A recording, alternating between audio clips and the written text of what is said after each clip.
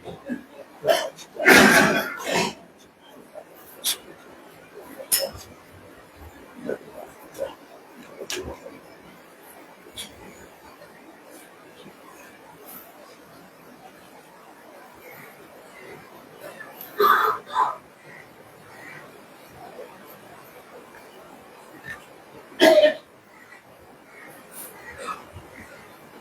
الحمد لله نحمده ونستعينه ونستغفره ونعوذ بالله من شرور أنفسنا ومن سيئات أعمالنا.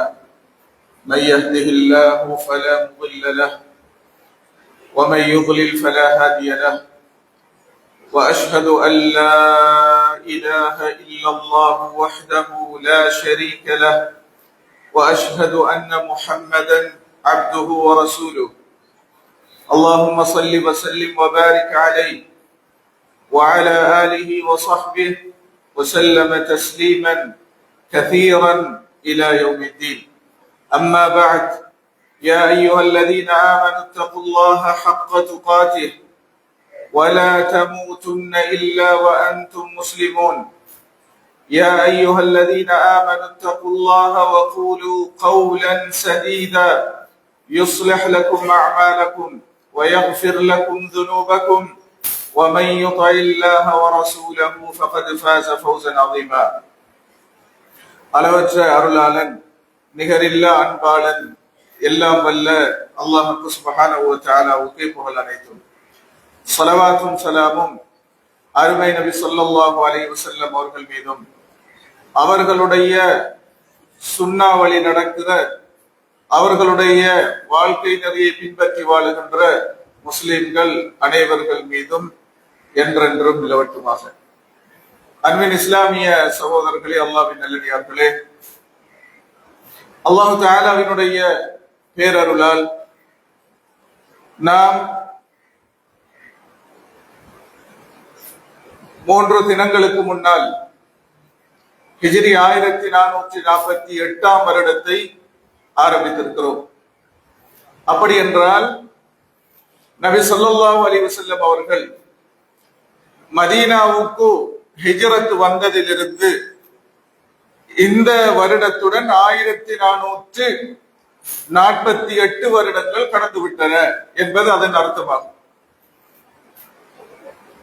நுபுவத் வந்து எத்தனை வருடங்கள் என்று பார்த்தால் அதனுடன் இன்னொரு 11 வருடங்களை சேர்த்து விட்டால், மக்கா காலத்தையும் சேர்த்தால் நுபுவத்துடைய காலம், நுபுவத் ஆரம்பித்து இன்றுடன் எவ்வளவு எத்தனை ஆண்டுகள் என்று வந்துவிடும்.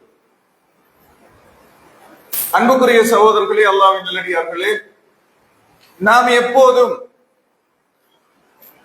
மார்க்கத்தோடு, வஹியோடு, குர்ஆனோடு, மார்க்கம் சொல்கிற இப்படியான வரலாற்று அம்சங்களோடு பின்னி பிணைந்திருக்க வேண்டும்.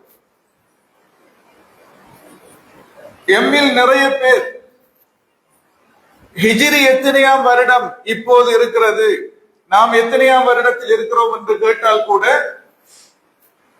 பெரும்பாலானவர்களுக்கு அது தெரியாது. அப்படி நாம் இருக்கக்கூடாது. எப்படி நாம் 2026 இந்த வருடம் 2026 என்று நாம் நுனி நாக்கில் சொல்வோமோ, அதே போல ஹிஜ்ரி எத்தனையாம் வருடம் என்பதும் நமக்கு நுனி நாக்கில் இருக்க வேண்டும்.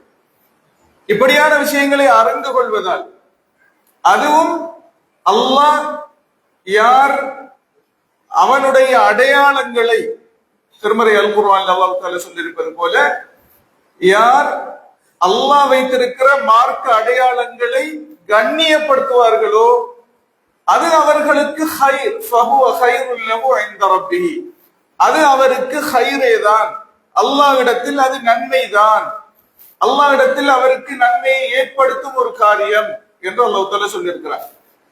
அப்ப அல்லாஹ்வின் அடையாளங்களை கண்ணியப்படுத்தல், அல்லாஹ்வின் அடையாளங்களுக்கு குர்ஆன் சொல்கிற வார்த்தை ஷஆயிருல்லாஹ். அப்ப வமை யுஅல்லிம் ஷஆயிரல்லாஹ், அல்லாஹ்வை சொல்கிற அடையாளங்களை யார் மகத்துவப்படுத்துவாங்களோ அது அவர்களுக்கு நன்று. இப்ப உலமாக்கள் அல்லாவை சொல்லும் நினைவூட்டும் அடையாளங்கள் என்றால் என்ன, அதை கண்ணியப்படுத்துவது என்றால் என்ன என்று விளக்கும் போதுதான் அல்லாவின் அடையாளங்களில் ஒன்று காபாவாகும் சொல்கிறார்கள். அது அல்லாவை சொல்லும், அல்லாவின் இறை செய்தியை சொல்லும், இறை தூதர்களின் வரலாற்றை நினைவூட்டும். காபா அல்லாவின் அடையாள சின்னங்களில் ஒன்று. மகாமு இப்ராஹிம் அது அல்லாவின் அடையாள சின்னங்களில் ஒன்று. குர்ஆன் அது அல்லாவின் அடையாள சின்னங்களில் ஒன்று.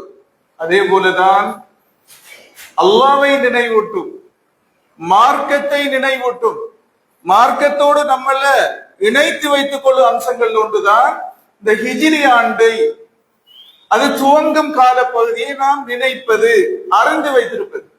அது உள்ளத்தில் ஒரு மார்க்கத்துடன் உள்ள ஒரு தொடர்பை உள்ளத்தில் உதிக்க செய்யும். அப்ப அந்த அடிப்படையிலே தான் அன்புக்குரியவர்களே, இப்போது நாம் ஹிஜ்ரி 1448 வருடத்தில் இருக்கிறோம். வருடங்களையும் மாதங்களையும் நபி ஸல்லல்லாஹு அலைஹி வஸல்லம் அடையாளப்படுத்தினார்கள். திருமறை அல் குர்ஆனில சூரா தௌபாவுல அல்லாஹ் தஆலா இந்த காலங்கள், வருடங்கள், மாதங்களை பற்றி சொல்கிற போது, அல்லாஹ் இந்த பூமியை பிரபஞ்சத்தை படைக்கிற போது இன்ன இத்தத ஷுஹூரி இன்தல்லாஹ், அல்லாஹ்விடம் மாதங்களின் எண்ணிக்கை 12 ஷஹரன் 12 ஆகும். அல்லாஹ் தஆலாவே இந்த பிரபஞ்சத்தின் சொந்தக்காரனாகி அந்த நாயனே 12 மாதங்களாகத்தான் படைத்துள்ளான். அதில் 4 மாதங்கள் புனித மாதங்களாகும். மின்ஹா அர்பஅத்துன் ஹுரும், அதில் 4 புனித மாதங்களாகும். அந்த புனித 4 மாதங்களிலும் நீங்கள் எப்படி நடந்து கொள்வீர்கள் என்று அல்லாஹ் சொல்லும் போது ஃபலா தظلمு ஃபீஹின்ன அன்ஃபுஸக்கும், அந்த 4 புனிதமான மாதத்தில் 4 உங்களுக்கு நீங்கள் அநியாயம் செய்து கொள்ள வேண்டாம். உலமாக்கள் புனிதமான மாதத்தில் அநியாயம் செய்து கொள்ள வேண்டாம் என்றால் அர்த்தம் என்ன? அல்லாஹ் புனிதப்படுத்தியதை நீங்கள் புனிதப்படுத்துங்கள், அதில் பெரும்பாவங்களை செய்து விடாதீர்கள். அந்த மாதத்துக்கென்று தனி சட்டங்கள் உள்ளன, அதை மீறி விடாதீர்கள். அப்ப அல்லாஹ்வின் அடையாள சின்னங்களில் ஒன்று என்ன? இந்த 4 புனித மாதங்களில் நான் இருக்கிறேன் என்று ஒருவர் அறிவதும், அதில் கவனமாக இருப்பதும் அல்லாஹ்வின் அடையாள சின்னங்களை மதித்ததாகும். இதெல்லாம் அல்லாஹ் தஆலா ஏன் இப்படி வைத்திருக்கிறார் என்றால், மனிதனை புடம்போடு கட்டுப்படுத்த. ஜாஹிலியா காலத்துல கூட புனித மாதங்கள் வந்தவுடன் யுத்தத்தை நிறுத்தி விடுவார்கள். அப்ப புனித மாதம் சண்டையிலிருந்து மனிதனை பாதுகாக்குது. அப்ப 4 மாதம் சண்டை இல்லாமல் வாழ்வான். புனிதமான மாதங்கள் 4. அப்ப ஜாஹிலியா காலத்தில் அப்படித்தான் இருந்திருக்கிறாங்க. எனவேதான் அவங்க செய்த தவறுகளில் ஒன்றை திருமறை அல் குர்ஆன் சொல்கிறது. சில நேரம் ரஜப் மாதத்தை மாற்றி வச்சாங்களா, அவங்களுக்கு யுத்தம் செய்ய வேண்டிய ஒரு நிலை வந்த உடனே இந்த புனித மாதத்தை இன்னொரு மாதத்துக்கு மாற்றிக்கொள்வோம், இப்ப யுத்தத்தை செய்வோம், இன்னொன்றை புனிதமானதாக மாற்றி அதில் நாம் கவனமாக இருப்போம் என்றெல்லாம் ஜாஹிலிய காலத்தில் செய்திருக்கிறார். அப்ப இந்த 4 புனித மாதங்கள், அந்த 4 புனித மாதங்களும் எவை? நபி ஸல்லல்லாஹு அலைஹி வஸல்லம் அவர்கள் புகாரியில் இடம்பெற்றுள்ள ஹதீஸ் அதை விளக்கினார்கள். சொன்னாங்க, அல்லாஹ் இந்த பிரபஞ்சத்தை படைச்ச நாளில் இருந்து அவன் எப்படி வகுத்தானோ, எப்படி காலங்களை வடிவமைத்தானோ, அதன் பிரகாரமே இந்த கால சக்கரம் சுழன்று கொண்டிருக்கிறது. இஸ்ததார கஹைஅதிஹி யௌம ஹலகஸ் ஸமாவாதி வல் அர்த், வானங்கள் பூமி என்று இந்த பிரபஞ்சத்தை வடிவமைத்த நாளில் இருந்து காலம் எப்படி சுழல வேண்டுமோ அப்படியே சுழன்று கொண்டிருக்கிறது சொன்னாங்க. மாதங்கள் 12 ஆகும், அதில் 4 புனிதமான மாதங்களாகும் சொன்னாங்க. 3 தொடராக வரும், 1 தனித்து வரும். சலாதுன் முத்தவாலியாத்துன், 3 தொடராக வரும், 1 தனித்து வரும். அது என்ன 3 தொடராக வரும்? துல்காதா, துல்ஹிஜ்ஜா, இப்ப நாம முஹர்ரம். மூன்றும் தொடராக வருகிறது. இது புனிதமான மாதங்கள். தனித்து ஒன்று வரும். அது என்ன மாதம்? அது ரஜப் மாதம் ஆகும். முஹர்ரம், சஃபர், ரபியுல் அவ்வல், ரபியுல் ஆஹிர், ஜமாதுல் அவ்வல், ஜமாதுல் ஆஹிர், ரஜப். அது தனித்து தூர வருகிறது. இந்த 4 மாதத்தையும் அல்லாஹ் புனிதமாக ஆக்கியிருக்கிறான். அந்த புனிதமான மாதமும் ஹிஜ்ரி முதல் வருடமும் புது வருடமும் இப்போது ஆரம்பித்திருக்கிறது. அப்ப நாம புது வருடத்தை ஆரம்பித்திருக்கிறோம், புனிதமான மாதத்தில் இருக்கிறோம். இதுல இன்னொரு விஷயத்தை நாம் புரிந்து கொள்ள வேண்டும். நபி ஸல்லல்லாஹு அலைஹி வஸல்லம் அவருடைய காலம், அபூபக்கர் அவருடைய காலத்துல மாதத்தை போட்டுத்தான் அவர்கள் கடிதங்களை எழுதுவார்கள். முஹர்ரம் மாதம் இத்தனையாம் நாள், ரஜப் இத்தனையாம் நாள், வருடம் போட மாட்டார். உமர் ரலியல்லாஹு காலத்துல கவர்னர்கள் கடிதம் எழுதுறாங்க. உமர் ஹலீஃபா அவர்களே, மாதத்தை மாத்திரம் போடுவதால் இது என்ன வருட மாதம் என்பது தெரியல, எனவே வருடத்தையும் நாம் கணிக்க வேண்டும். அப்ப உமர் ரலியல்லாஹு அவங்க சூரா சபையை கூட்டி ஆலோசனை செய்தார். அப்ப ஒவ்வொரு கருத்து சொல்லப்பட்டது. அப்பதான் ஹிஜ்ரி, நபி ஸல்லல்லாஹு அலைஹி வஸல்லம் ஹிஜ்ரத்து போனத்திலிருந்து வருட கணிப்பை ஆரம்பிப்போம் என்று அவங்க முடிவெடுத்து தான் உமர் ரலியல்லாஹு காலத்தில் ஹிஜ்ரி 14 இருந்துதான் அந்த ஹிஜ்ரி ஆண்டு கணக்கு இஸ்லாமிய வருட கணக்காக ஆரம்பிக்கிறது. இப்ப அடுத்த கேள்வி வந்துச்சு அவங்களுக்கு, அப்ப வருடம் 12 மாதங்கள் தானே, முதல் மாதமாக எதை நாம் வைத்துக் கொள்வோம்? அப்ப முடிவெடுத்தாங்க, முஹர்ரம் மாதத்தை வைத்துக் கொள்வோம். அது ஏன் முஹர்ரத்தை வைத்துக் கொள்வோம்? அது ஹஜ்ஜிலிருந்து மக்கள் எல்லாம் ஹஜ்ஜை முடித்து அருளை சுமந்து பாவங்கள் மன்னிக்கப்பட்டு மதீனாவுக்கு வந்து சேரும் காலம். அது ஒரு புதிய அத்தியாயத்தை ஆரம்பிக்கும் காலம். அது வாழ்க்கையில் ஒரு புதிய பக்கத்தை துவங்கும் காலம். எனவே அந்த முஹர்ரத்தை நாம் முதல் மாதமாக மாற்றுவோம் என்று நல்ல ஒரு அர்த்தத்தின் அடிப்படையில முஹர்ரம் மாதத்தை முதல் மாதமாக முடிவெடுத்தார். அப்ப அன்றிலிருந்து இன்று வரைக்கும் ஹிஜ்ரி ஆண்டு முஹர்ரம் முதல் மாதம் என்று நாம் கணித்து வருகிறோம். அன்புக்குரிய சகோதரர்களே, இந்த விஷயங்களை, இந்த பின்புலங்களை நாம் அறிந்ததன் பின்னால் இந்த முஹர்ரம் மாதம் சம்பந்தமான ஒரு சில விஷயங்களை நாம் கவனத்தில் கொள்ள வேண்டும், அறிந்து கொள்ள வேண்டும். அதில் ஒன்றுதான் நபி ஸல்லல்லாஹு அலைஹி வஸல்லம் அவர்கள்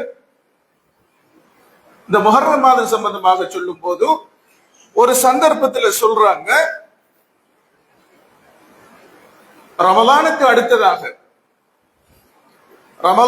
அடுத்ததாக நோன்பிருப்பதற்கு மிகவும் சிறந்த மாதம் அல்லாஹ்வின் மாதம் முஹர்ரம் மாதமாகும் சொல்றார். 2 விஷயத்தை இந்த இடத்துல சொன்னாங்க. முதலாவது, முஹர்ரம் மாதம் அல்லாஹ்வின் மாதம்.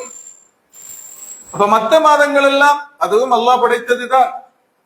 இந்த முஹர்ரத்துக்கு மட்டுமே அல்லாஹ்வின் மாதம் என்று சொன்னார்கள் என்றால் அதுக்கு தனிச்சிறப்பு இருக்கிறது என்பதை காட்டுகிறது. உதாரணமாக பள்ளிவாசல் காபாவை சொல்கிறோம், காபத்துல்லாஹ், அல்லாஹ்வின் காபா என்று சொல்கிறோம். ஏன் அது அல்லாஹ்வின் காபா என்று சொல்கிறோம்? அதுக்கு ஒரு தனித்துவம் இருக்கிறது, விசேஷமான தன்மை இருக்கிறது. எனவே அது அல்லாஹ்வோடு சேர்த்து சொல்லப்படுகிறது. அதே போல சாலிஹ் அலைஹிஸ்ஸலாம் அவர்களுக்கு அற்புதமான ஒட்டகை அல்லாஹ் தஆலா அற்புதமாக கொடுத்தார். எல்லா ஒட்டகைகளையும் அல்லாஹ் படைத்ததுதான். சாலிஹ் அலைஹிஸ்ஸலாம் அவர்களுக்கு அற்புதமாக கொடுத்ததால் அந்த ஒட்டகை அல்லாஹ் தஆலா குர்ஆனில் சொல்லும் போது ஃபகால லஹும் ரசூலுல்லாஹி நாகத்தல்லாஹி வசுகியாஹா, நாம் எல்லோரும் ஓதும் வசனம் அல்லாஹ்வின் ஒட்டகை என்று அந்த ஒட்டகைக்கு பேர். ஏன் அல்லாஹ் தஆலா எல்லா ஒட்டகைகளையும் எல்லா உயிரினங்களையும் அல்லாஹ் தான் படைத்தான், ஏன் அந்த ஒட்டகை மாத்திரம் அல்லாஹ்வின் ஒட்டகை சொல்கிறான்? அது ஒரு அற்புதமான ஒட்டகம். அது இது ஒட்டகம் சேர்ந்து பிறந்த ஒட்டகம் அல்ல, அது மலைக்குள் இருந்து அவர்கள் கண் முன்னாலே வெளிப்பட்ட ஒட்டகம். அது அற்புதமாக, அது ஒரு ஊருக்கே பால் கொடுக்கும். ஒரு ஊரு மக்களே, சாலிஹ் அலைஹிஸ்ஸலாம் அவர்களுடைய அந்த ஊர் வாசிகள் அவ்வளவு பேரும் அந்த ஒரு ஒட்டகையிலிருந்து பால் கறந்து பருகலாம். அவ்வளவு அற்புதமான ஒட்டகை. எனவே அல்லாஹ் தஆலா அதுக்கு நாக்கத்தல்லாஹ். அதே போல மாதங்கள் அல்லாஹ் தஆலா சொல்லும் போது நபி ஸல்லல்லாஹு அலைஹி வஸல்லம் அடையாளப்படுத்தும் போது முஹர்ரத்தை சொல்லும் போது அது ஷஹ்ருல்லாஹ் சொல்றாங்க, அல்லாஹ்வின் மாதம். அப்படி சொல்வதிலிருந்து இந்த மாதத்துக்கு ஒரு தனித்துவம் இருக்கிறது என்பதை காட்டுகிறது. இதுல நிறைய பாக்கியம் இருக்கிறது என்பதை காட்டுகிறது. இதை நாம் உளமாற இந்த மாதத்தை மகத்துவப்படுத்த வேண்டும் என்பதை காட்டுகின்றது. அதே போலதான் நபி ஸல்லல்லாஹு அலைஹி வஸல்லம் சொல்றாங்க, ரமலானுக்கு அடுத்ததாக நீங்கள் சுன்னத்தான நோன்பு இருப்பதற்கு மிகவும் தகுந்த சிறந்த மாதம் இந்த முஹர்ரம் மாதமாகும். அதுல விசேஷமாக என்ன சொன்னார்கள் என்று கேட்டால், இப்னு அப்பாஸ் ரலியல்லாஹு அன்ஹுமா அவங்க அறிவிக்கிறாங்க, சஹீஹுல் புகாரியில் இடம்பெற்றுள்ள ஹதீஸ் சொல்றாங்க, முஹர்ரம் மாதம் 10ஆம் நாள் விசேஷமாக நோன்பிருப்பது சம்பந்தமாக நபி ஸல்லல்லாஹு அலைஹி வஸல்லம் அவர்களை நான் பார்த்தேன். நபி அவங்க மிகவும் எதிர்பார்த்திருந்து மிக கவனமாக ஆசையோடு அதை சிறப்புப்படுத்தி நோன்பு நோற்ற ஒரு சுன்னத்தான நோன்பு இருக்குமாக இருந்தால் அது ஆஷூரா நோன்புதான்.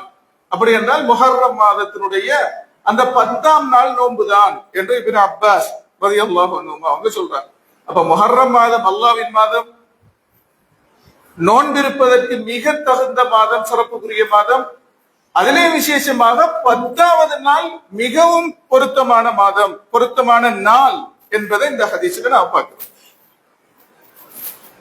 இதுக்கு மேலாகத்தான் நபி ஸல்லல்லாஹு அலைஹி வஸல்லம் அவங்க சொன்னாங்க, இந்த ஆஷூரா 10ஆம் நாள் நோன்பிருப்பதை பற்றி சொல்லும் போது விசேஷமாக என்ன சொன்னார்கள் என்றால், ஆஷூரா அன்று யார் நோன்பிருப்பாரோ அந்த ஒரு நோன்பு அவருடைய கடந்த வருடம், இப்ப நாம முஹர்ரத்தில் இருக்கிறோம், இதற்கு முன்னால் சென்ற வருடம், அதில் அவருக்கு அவரால் நடந்த சிறிய பாவங்கள் அனைத்துக்கும் அது பரிகாரமாக மாறிவிடும். பெரும்பாவங்கள் அதற்கு வேறு தௌபா செய்ய வேண்டும், மீட்சி பெற வேண்டும், அதற்கு ஒரு முறை இருக்குது. சிறிய பாவங்கள் எல்லாம் இந்த ஒரு நாள் நோன்பின் மூலமாக அது கஃபாராவாக மாறிவிடும் என்பதை நபி ஸல்லல்லாஹு அலைஹி வஸல்லம் அந்த 10ஆம் நாள் நோன்புக்கு சொல்கிறார். இதுல இன்னொரு செய்தியில புகாரியில் இடம்பெற்றுள்ள ஹதீஸ் தான் அப்துல்லாஹ் இப்னு அப்பாஸ் அவங்க அறிவிக்கிறாங்க, நபி ஸல்லல்லாஹு அலைஹி வஸல்லம் மதீனாவுக்கு வந்ததன் பின்னால் முஹர்ரம் மாதம் 10ஆம் நாள் யூதர்கள் நோன்பிருக்க கண்டார்கள். கேட்டார்கள், ஏன் இந்த ஆஷூரா 10ஆம் நாள் நோன்பிருக்கிறீர்கள்? இது இந்த நாள் மாபெரும் நாளாகும், இந்த நாள் மகத்தான நாளாகும், இந்த நாள் மிகச் சிறந்த நாளாகும், இந்த நாள் மகத்துவமிக்க நாளாகும். ஏன் அப்படி சொல்கிறீர்கள்? இந்த 10ஆம் நாள் தான் எங்கள் நபியாகிய மூசா அலைஹிஸ்ஸலாம் அவர்களை அல்லாஹ் பாதுகாத்த நாள், ஃபிரௌனை கடலில் மூழ்கடித்த நாள், மிகப்பெரிய வெற்றியை மூமின்களுக்கு கொடுத்த நாள். அப்ப இந்த நாள்ல மூசா அலைஹிஸ்ஸலாம் அவர்கள் நன்றி கடனாக, அல்லாஹ்வுக்கு நன்றி கடனாக நோன்பு நோற்று வந்தார்கள். அதை நாங்களும் வாழையடி வாழையாக அந்த நாளை நோன்பிருந்து வருகிறோம். எதுவரைக்கும்? மதீனாவில் நபி ஸல்லல்லாஹு அலைஹி வஸல்லம் அவங்களை சந்திக்கிற வரைக்கும் அவர்கள் அதை பேணி வருகிறார். இப்ப நபி ஸல்லல்லாஹு அலைஹி வஸல்லம் என்ன சொன்னார்கள்? நபி அவங்க இதை கேட்டவுடன் சொன்னார்கள், மூசா அலைஹிஸ்ஸலாம் அவர்களை பின்பற்றி முன்னுதாரணமாக கொண்டு நீங்க நோன்பு பிடிப்பீங்களாக இருந்தால் அந்த மூசாவை பின்பற்ற, அவர்களை முன்மாதிரியாக கொள்ள நீங்கள் தகுதியற்றவர்கள், நாங்கள் தான் அதற்கு தகுதியானவர்கள் என்று சொல்லி நபி ஸல்லல்லாஹு அலைஹி வஸல்லம் அவங்களும் நோன்பு நோற்றார்கள், சஹாபாக்களை நோன்பு நோக்குமாறு சொன்னார்கள் என்று இந்த புகாரில் இடம்பெற்றுள்ள ஹதீஸில் பார்க்கிறோம். இந்த இடத்துல நாம 2 விஷயங்களை விளக்க வேண்டும். ஒன்று,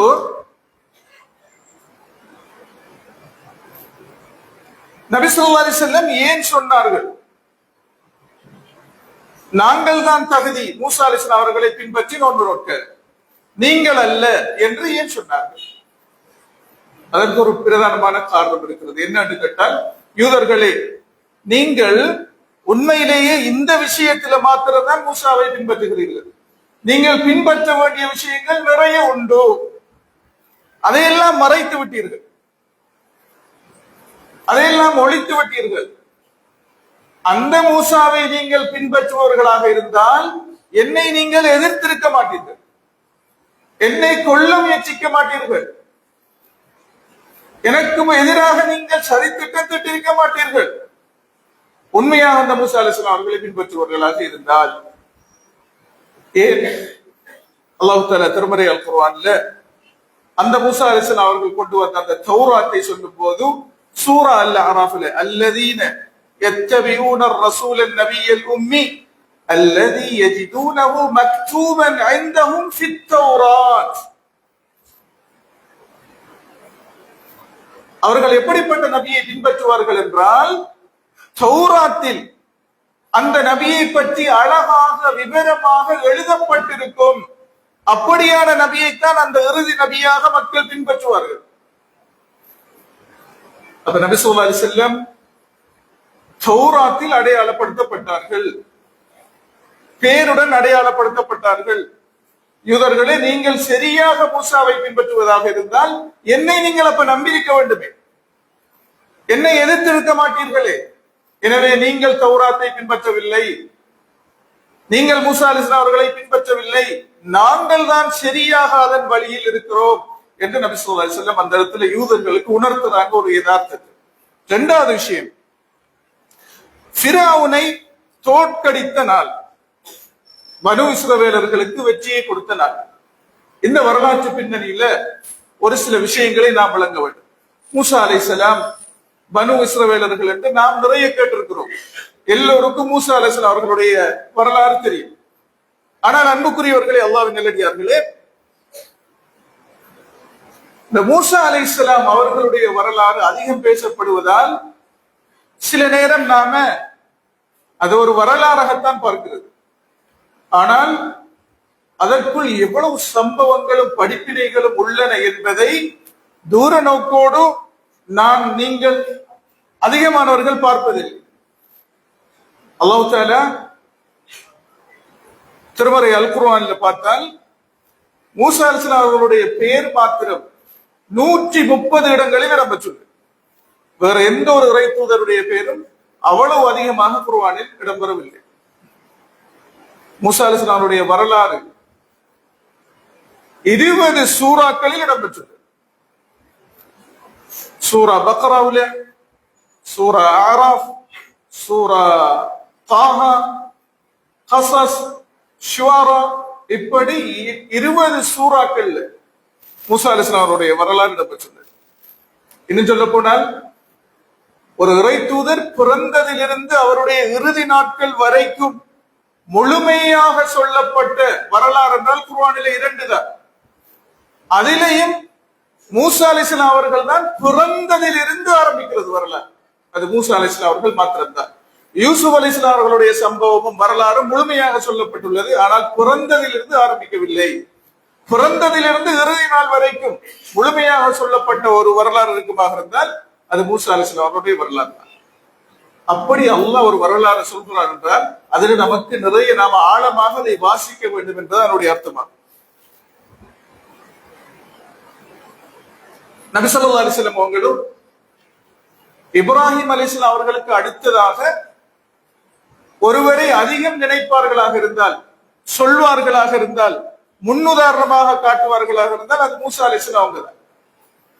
அவங்களுடைய அங்க அடையாளங்களையும் நபி ஸல்லல்லாஹு அலைஹி வஸல்லம் அடையாளப்படுத்தினார்கள். மூசா அலைஹிஸ்ஸலாம் அவர்களை சொல்லும் போது திடகாத்திரமானவர், சற்று சுருண்ட முடி கொண்டவர், ரொம்ப வெண்மையும் அல்ல கருப்பும் அல்ல, நடுத்தரமான நிறத்தை கொண்டவர், பலமானவர். நபி ஸல்லல்லாஹு அலைஹி வஸல்லம் சொல்றாங்க மூசா அலைஹிஸ்ஸலாம் அவர்களை அடையாளப்படுத்தும் போது. அது மாத்திரமல்ல, நபி ஸல்லல்லாஹு அலைஹி வஸல்லம் ஹுனைன் என்கிற அந்த யுத்தத்தில் கிடைத்த பெருமளவிலான கனிமத் பொருட்கள், அது மக்காவுக்கு பக்கத்தில் இருக்கிற இடம் தான் ஹுனைன். எக்கச்சக்கமான கனிமத் கிடைத்தது. அப்ப நபி ஸல்லல்லாஹு அலைஹி வஸல்லம் ஒரு தூர நோக்கோடு அந்த கனிமத்தை பங்கிட்டார். சில நேரம் எல்லா நேரமும் அல்ல, சில வேளைகளில் பொறுப்பில் உள்ளவர்கள் சில முடிவுகளை எடுப்பார்கள். அவர்கள் நம்பகமானவர்களாக இருந்தால், தகுதியானவர்களாக இருந்தால் சில முடிவுகளை எடுப்பார்கள். கீழ் உள்ளவர்கள் அந்த முடிவை பார்த்து அவசரப்படக்கூடாது, அதை ஆழமாக சிந்தித்துத்தான் அதை எதிர்ப்பதாக இருந்தாலும் எதிர்கருத்து சொல்வதாக இருந்தாலும் தெரிவிக்க வேண்டும். நபி ஸல்லல்லாஹு அலைஹி வஸல்லம் அந்த கனிமத்து பொருட்களை சுயமாக முடிவெடுத்தாங்க. இதை அன்சாரிகளுக்கோ முஹாஜிரின்களில் மூத்தவர்களுக்கோ கொடுப்பதில்லை.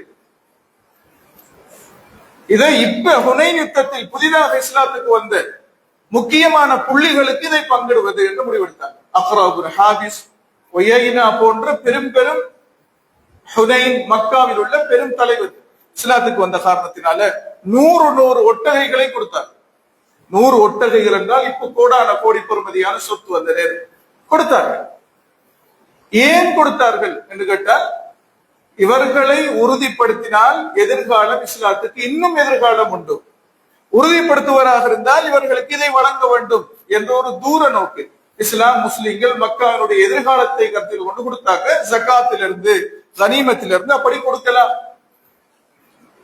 இதை பார்த்த ஒரு சில பலவீனர்கள் எம்ஏ எல்லாம் விட்டு நேற்று இஸ்லாத்துக்கு வந்தவர்களுக்கு நபி ஸல்லல்லாஹு அலைஹி வஸல்லம் இப்படி கொடுக்கிறார்களே, இது நீதியான பங்கீடு அல்ல என்று சொல்லிவிட்டார். அப்துல்லாஹ் இப்னு மஸ்ஊத் ரலியல்லாஹு அன்ஹு அவர்களுக்கு இந்த செய்தி காதில் விழுந்தது. உடனே ஓடோடி போய் நபி ஸல்லல்லாஹு அலைஹி வஸல்லம் அவர்கள் சொன்னார்கள், யா ரசூலல்லாஹ், நீங்கள் பங்கிட்ட இந்த பங்கீடு அநீதியானது என்று சிலர் பேசிக் கொள்கின்றனர். நபி ஸல்லல்லாஹு அலைஹி வஸல்லம் யாருக்காக அப்படி செய்தார்கள், யாருடைய நலவுக்காக அப்படி செய்தார்கள் என்றால் அது இஸ்லாம் முஸ்லிம்களுக்குரிய நலவுக்காக செய்தார். இப்பதான் நபி ஸல்லல்லாஹு அலைஹி வஸல்லம் இப்படியும் பேசிவிட்டார்களே, மூத்த சஹாபாக்கள் பேச மாட்டார், நெருங்கிய தோழர்கள் பேச மாட்டார். அவங்களுக்கு நபியின் மீது நம்பிக்கை உள்ளது. புதிதாக இஸ்லாத்துக்கு வந்தவர்கள் அதை பார்த்து அப்படி பேசிவிட்டார்கள், அவர்களுடைய ஈமானுடைய பலவீனத்தின் காரணமாக.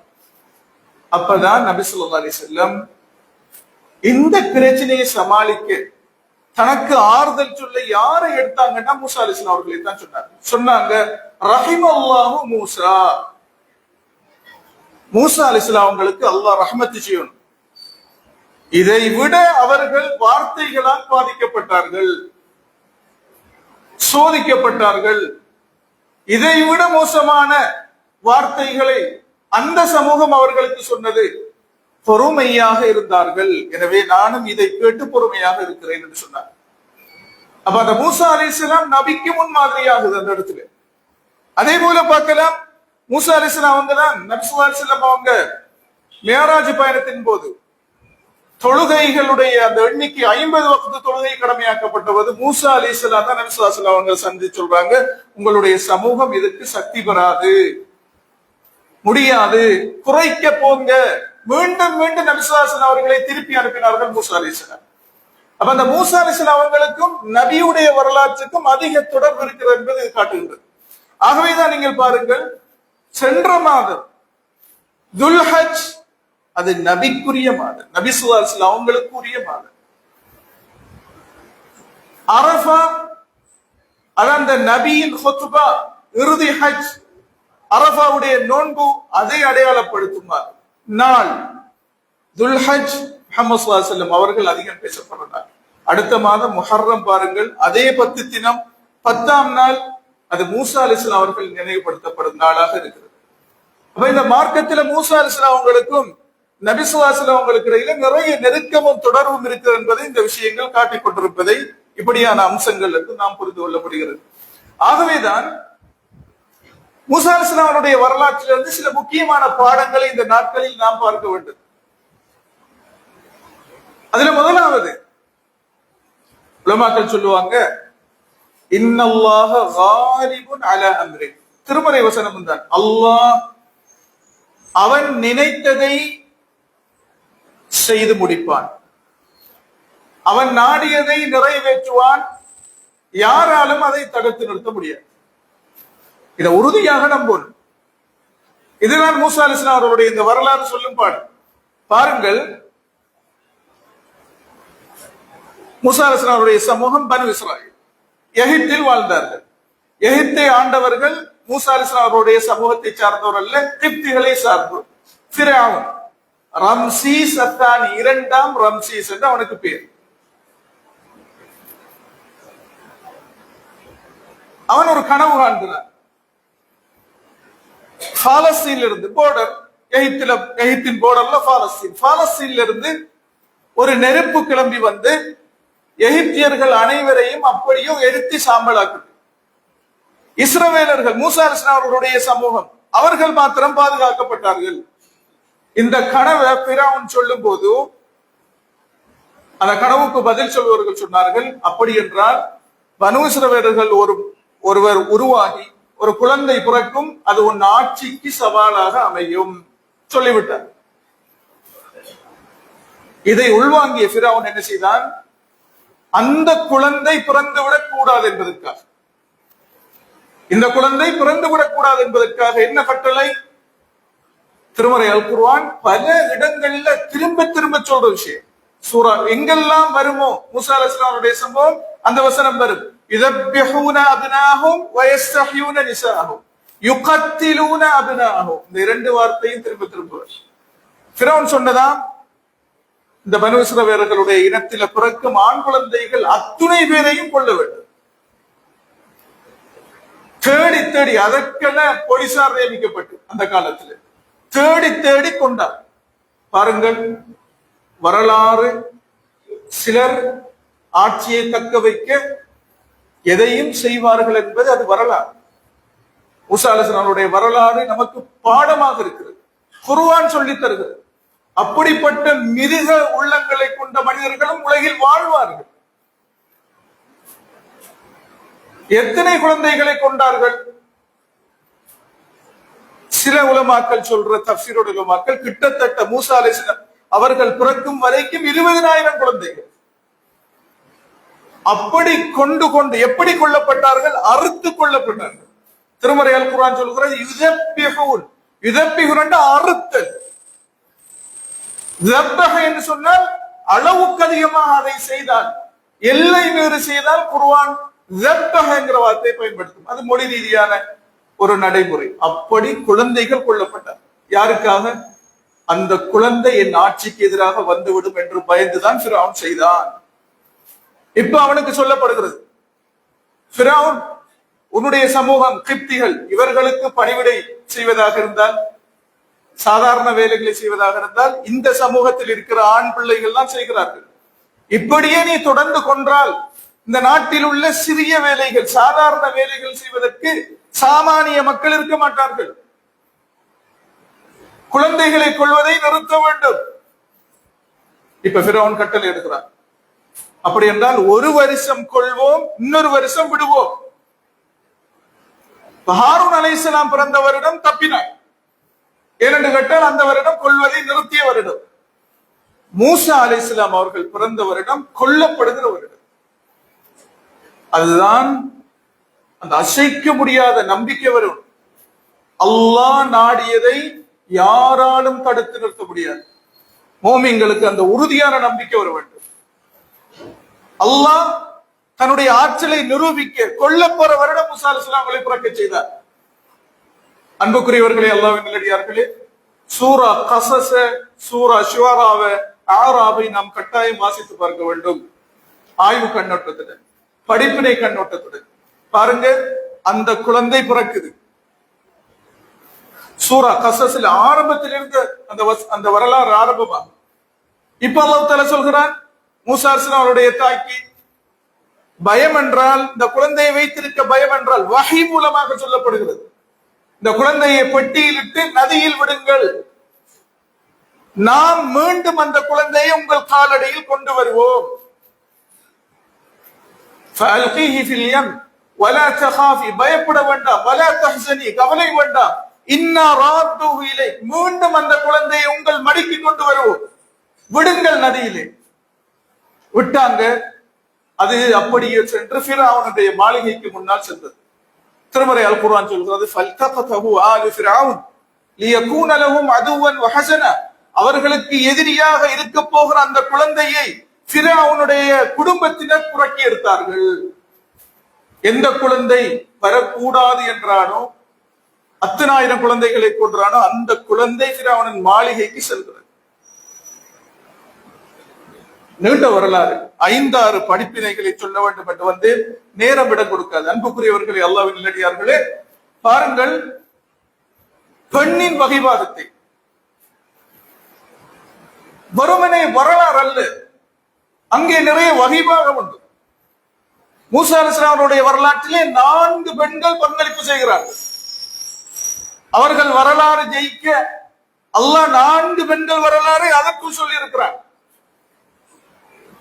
எனவேதான் டாக்டர் நாய் சொன்னார், சூரா ஃபாத்திஹாவை மாத்திரம் 6 மாதங்களாக படித்துக் கொண்டிருக்கிறேன். சூரா ஃபாத்திஹாவை 6 மாதங்களாக படித்துக் கொண்டிருக்கிறேன். இன்னும் அதில் உள்ள அர்த்தங்களை சிந்தித்து முடியவில்லை. ஆழமானது.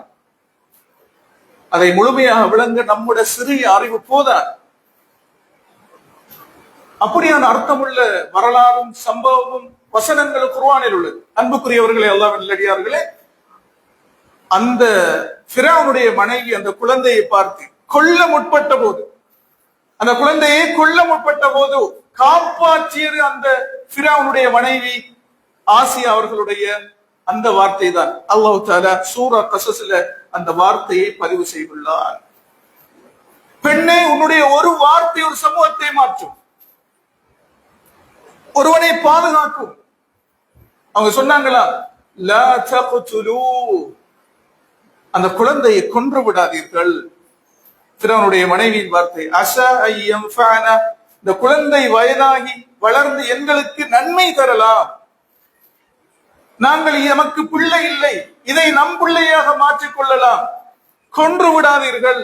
அந்த கொன்று விடாதீர்கள் அந்த வார்த்தைக்கு ஃபிரௌன் மயங்கினார். அந்த ஒரு வார்த்தையால மூசா அலைஹிஸ்ஸலாம் பாதுகாக்கப்பட்டார்.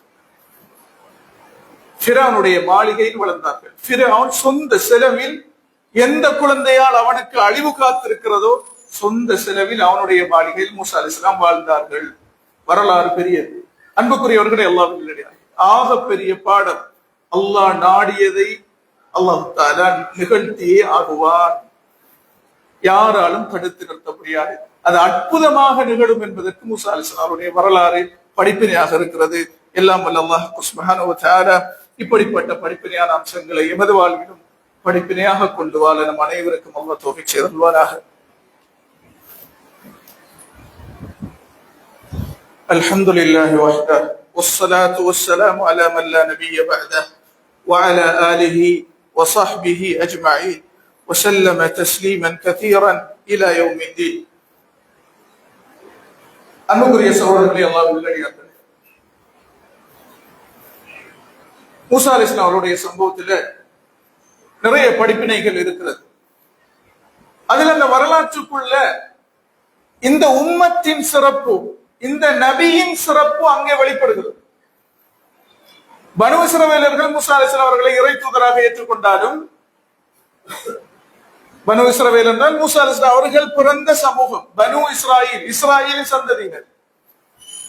அவர்களை இறை தூதராக ஏற்றுக்கொண்டாலும் முழுமையாக அவர்கள் தங்கள் விசுவாசத்தை, ஈமானை வெளிப்படுத்தவில்லை, தடம் புரண்டார்கள்.